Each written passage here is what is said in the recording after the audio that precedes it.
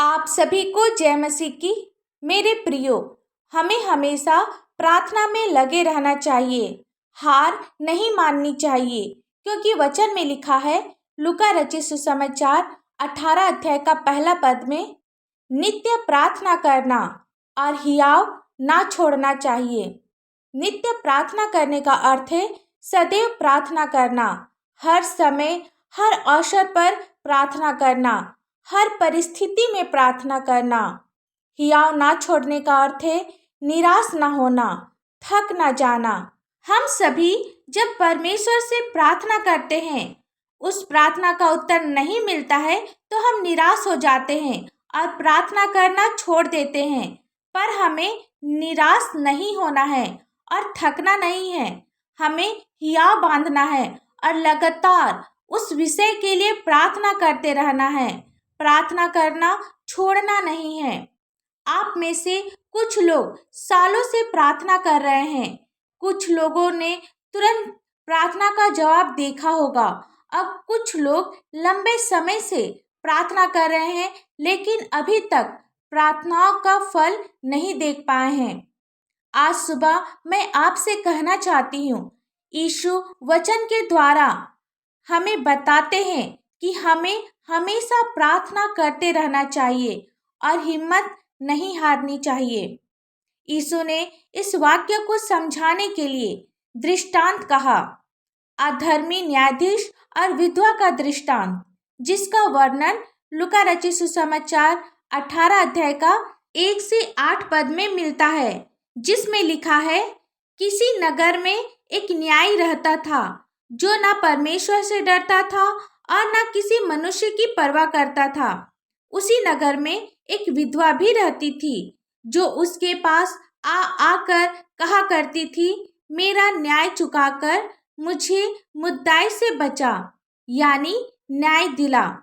कुछ समय तक तो वह न्यायी मना करता रहा, परंतु अंत में मन में विचार कर कहा, यद्यपि मैं न परमेश्वर से डरता और न मनुष्यों की कुछ परवाह करता कि लोग क्या सोचेंगे, तो भी यह विधवा मुझे सताती रहती है, इसलिए मैं उसका न्याय चुकाऊंगा। कहीं ऐसा न हो कि घड़ी घड़ी आकर अंत को मेरी नाक में दम करे। 6 पद में लिखा है, तब यीशु ने कहा, सुनो, यह अधर्मी न्यायी क्या कहता है। इसलिए क्या परमेश्वर अपने चुने हुओं का न्याय ना चुकाएगा, जो रात दिन उसकी दुहाई देते रहते हैं? क्या वह उसके विषय में देर करेगा? मैं तुमसे कहता हूँ, वह तुरंत उनका न्याय चुकाएगा। हमने वचन में देखा कि विधवा न्याय के पास आकर बार बार लगातार कह रही है कि मेरा न्याय चुका। वह उसे तंग कर रही है, उसे परेशान कर रही है। न्यायाधीश अंत में कहता है, क्योंकि वह मुझे परेशान कर रही है, मैं उसका न्याय करूँगा, ताकि वह लगातार या बार बार आकर मुझे परेशान ना करे। यीशु दृष्टांत के माध्यम से हमें कहना चाहते हैं कि जैसे विधवा जिद करती रही, आती रही, परेशान करती रही, उसी तरह हमें भी प्रार्थना में लगे रहना चाहिए। हमें हमेशा प्रार्थना करते रहना चाहिए, हिम्मत नहीं हारनी चाहिए। हम सभी अमेरिका के पूर्व राष्ट्रपति जॉन अब्राहम लिंकन के विषय में जानते हैं। उसे अपनी नौकरी खोनी पड़ी। राज्य विधानमंडल के लिए चुनाव लड़े और हार गए। फिर व्यापार में हार का सामना करना पड़ा। जिस महिला से वे प्रेम करते थे, उसकी मृत्यु हो गई। अपने राज्य के सदन के अध्यक्ष पद के लिए हार गए, उपराष्ट्रपति पद के लिए हार गए। कई बार उसे हार का सामना करना पड़ा, फिर भी वह दृढ़ रहे, अटल रहे। अंत में वे राष्ट्रपति चुने गए। यही सबक है। आज हमारे निजी जीवन में, हमारे आसपास के लोगों में ऐसे लोग हैं जो कड़ी मेहनत करते हैं और बार बार असफलता को अपने जीवन में देखते हैं, बार बार कोशिश करने के बाद में भी कुछ हासिल नहीं होता, जैसे खेल के क्षेत्र में, शिक्षा के क्षेत्र में, व्यवसाय के क्षेत्र में, परिवार के पालन पोषण के क्षेत्र में, तो हमें निराश नहीं होना है। हमें अब्राहम लिंकन की तरह बार बार कोशिश करते रहना है, विधवा की तरह बार बार निवेदन करना है, प्रार्थना करनी है, तब हम अपने जीवन में सफलता को देखेंगे। यीशु हमें दृष्टांत के द्वारा सिखाना चाहते हैं कि हमें प्रार्थना निरंतर करते रहना चाहिए।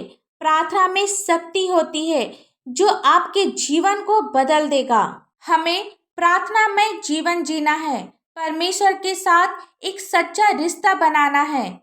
आप में से ऐसे कुछ लोग हैं जो मुश्किलों का सामना कर रहे हैं, नौकरी की तलाश में हैं, पारिवारिक समस्या में हैं, वैवाहिक रिश्तों में तनाव है और भी नाना प्रकार की समस्या। मैं बस आपसे यही कहूँगी कि अपनी समस्या के लिए लगातार प्रार्थना करें, क्योंकि वचन कहता है मांगो तो तुम्हें मिलेगा। प्रभु आपको देगा, आपकी मदद करेगा। बस हमें उस पर विश्वास करना है, उससे मांगना है, अपना विश्वास नहीं खोना है। प्रभु हमारे परिवार का ख्याल रखते हैं, हमारा मार्गदर्शन करते हैं। हमें बस निरंतर प्रार्थना प्रार्थना और प्रार्थना करते रहना है। आशा करते हैं आप सभी इस वचन के द्वारा आशीष को प्राप्त किए हैं। आइए हम सब प्रार्थना करें। धन्यवाद धन्यवाद धन्यवाद हो प्यारे प्रभु जी।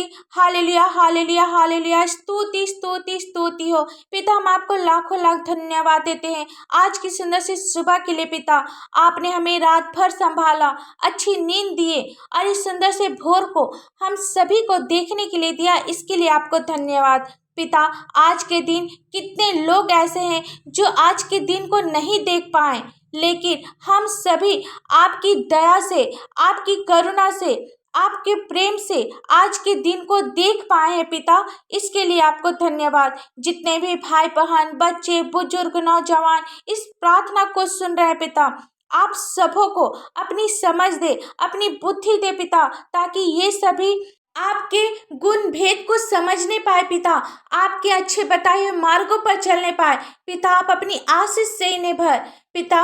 मैं अपने आप को और समस्त पृथ्वी के लोगों को आपके पवित्र हाथों में सौंपती हूँ पिता। आप हम सभी को अपने हाथ के हथेली में सुरक्षित रख पिता।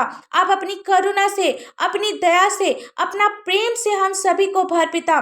पिता आप हमारे जीवन में कार्य कर पिता, आप जैसा चाहते हैं वैसे हमारे जीवन में अपनी इच्छा को पूरी कर पिता। पिता हमारी नहीं बल्कि आपकी इच्छा पूरी होने पाए पिता। हम सभी अपनी ज़रूरत के लिए, अपनी इच्छाओं के लिए, अपनी समस्या के लिए आपसे प्रार्थना करने पाए पिता। हमारा विश्वास सिर्फ और सिर्फ आप है पिता। हम सभी किसी मनुष्य पर विश्वास करने वाला ना होने पाए, परंतु हम सभी आप पर विश्वास करने वाला होने पाए पिता, क्योंकि आप ही हमारा सहायक है पिता। आप हमारे मांगने से पहले ही हमारी आवश्यकताओं को जानते पिता। आप कहते हैं मांगो तो तुम्हें दिया जाएगा पिता। आज का वचन पिता कहता है कि निरंतर प्रार्थना में लगे रहो। हाँ पिता, होने दे, आप अपनी आत्मा दे, ताकि हम सभी हमेशा अपनी ज़रूरत के लिए, अपनी समस्या के लिए आपसे लगातार प्रार्थना करते रहें और आपकी उपस्थिति में बने रहे पिता। पिता प्रार्थना करते हैं हर एक घर से चिंता, परेशानी, दुख, तकलीफ दूर होने पाए यीशु मसीह के पवित्र और मीठे नाम से पिता। जितने भी लोग आज बीमार है यीशु मसीह के पवित्र और मीठे नाम से वे सभी अपने जीवन में चंगाई को प्राप्त करने पाए पिता। पिता जिनके पास अपना घर नहीं है, जिनके पास अच्छी नौकरी नहीं है, यीशु मसीह के पवित्र मीठे नाम से पिता आप हर एक को अपनी आवश्यकता के अनुसार एक अच्छी सैलरी वाली नौकरी दे पिता। और पिता जिनके पास घर नहीं है आप उसे सुंदर से घर की आशीष दे पिता। उन भाई बहनों के लिए प्रार्थना करते हैं जिनके पास अपना कोई संतान नहीं है, यीशु मसीह के पवित्र मीठे नाम से पिता वे सभी पुत्र की आशीष प्राप्त करने पाए पिता। पिता आप उन्हें एक सुंदर से संतान की आशीष दे प्रार्थना करते पिता छोटे बच्चों के लिए जिस प्रकार वे शारीरिक और मानसिक उन्नति कर रहे हैं, आत्मिक उन्नति भी करते जाएं। इस प्रार्थना को आपके मीठे और पवित्र नाम से मांगते हैं। दया से सुन, स्वर्ग राज में ग्रहण कर। आमीन।